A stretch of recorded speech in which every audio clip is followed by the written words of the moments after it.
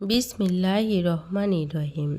বিশ্ব আধ্যাত্মিক জ্ঞান সঞ্চার দরবার শরীফের প্রতিষ্ঠাতা আমার মুর্শিদ কেবলা গাউসুল আজম শামীম আলী চিশতির দরবার হইতে আমি কুলসুম চিশতি আপনাদের সকলকে জানাই আন্তরিক শুভেচ্ছা ও অভিনন্দন। আমার মুর্শিদ কেবলা গাউসুল আজম শামীম আলী চিশতির লেখা গ্রন্থ থেকে কিছু তত্ত্বকথা আলোচনা করিব। আশা করি আমার আলোচনাটি মনোযোগ ও ধৈর্য সহকারে শুরু থেকে শেষ পর্যন্ত সম্পূর্ণ আলোচনাটি শুনিবেন। আমি আজকে আপনাদের মাঝে যে আলোচনাটি নিয়ে হাজির হলাম সে আলোচনাটি হলো 18,000 মাখলুকাত নিয়ে কিছু তত্ত্ব আলোচনা করিব। আল্লাহ তো সমান বিচারক, কাহারও প্রতি অবিচার করেন না, কিন্তু আমাদের মাথায় কিছু কিছু বিষয় ধরে না, বুঝতে পারি না। তাই মনে মনে ভাবি, আল্লাহ কি অবিচার করেন? যেমন আল্লাহ সমস্ত রূহ বা আত্মা একসাথে সৃষ্টি করেছেন, কিন্তু একটি বিষয় বুঝতে পারি না, সমস্ত রূহ বা আত্মা যদি একই সমানে সৃষ্টি করিয়া থাকে, তাহলে কিছু আত্মা জন্ম নিল 17,999 মাখলুকাতে, আর 18,000 হইতে এক শুধু মানুষেই জন্ম নিয়াছে। তাহলে মানব জন্মটা তো শ্রেষ্ঠ জন্ম।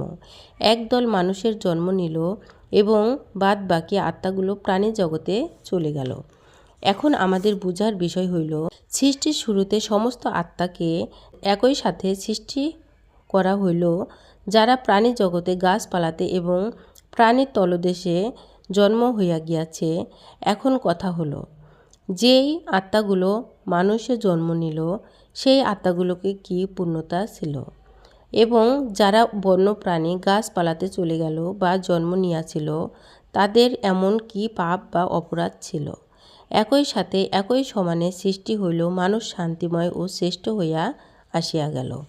তাহলে কি 18,000 মাখলুকাতের মাঝে 17,999টি মাখলুকাত বিনা দোষে দোষী হইল?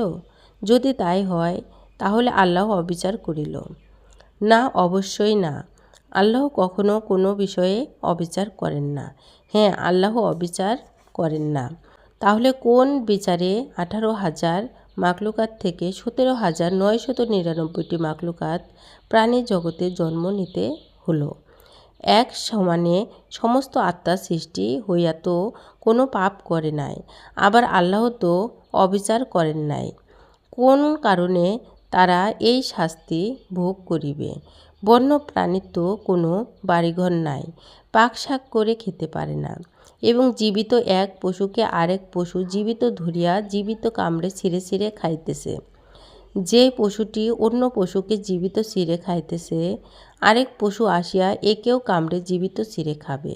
কিন্তু আমরা যারা মানুষ হইয়া জন্ম নিয়াছি, আমাদের একটা স্বাধীনতা আছে যে এই মুহূর্তে আমাকে কেউ মারতে আসবে না বা কামড়ে খেতে আসবে না।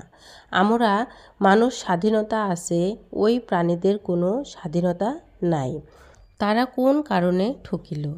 যদি বলা হয়, আল্লাহ সমস্ত আত্মাকে কাতারবদ্ধ হইয়া দাঁড়াইতে বলেছিল, একজন অন্যজনকে ধাক্কা দিল বা খোঁচা মেরেছিল বা মারামারি করিয়াছিল, এই জন্য সেই আত্মাগুলোকে অন্য প্রাণীতে পাঠাইয়া দেওয়া হলো। তাই বলে এতটুকু অপরাধে আত্মাগুলোকে গাছপালা পশু প্রাণীতে পাঠাইয়া দিলেন? অল্প কোনো অপরাধে কি মানুষকে ফাঁসির দড়িতে দেওয়া হয়? তাই বলে কি জন্ম জন্মান্তরের সাজা দেওয়া যায়? নিশ্চয়ই আত্মাদের আরও কোনো গভীর অপরাধ আছে, সেজন্য আল্লাহ তাদেরকে দুই ভাগে বিভক্ত করেছেন।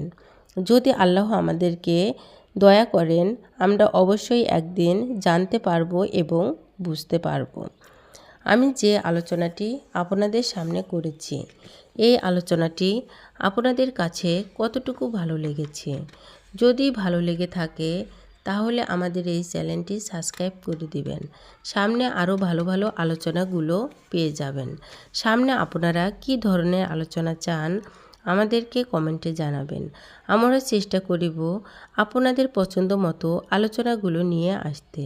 আমার এই আলোচনাটি করতে যাইয়া কথা ভাষার ছন্দে কোনো ভুল হইয়া থাকে, তাহলে আমাকে ক্ষমা ও সুন্দর দৃষ্টিতে দেখিবেন।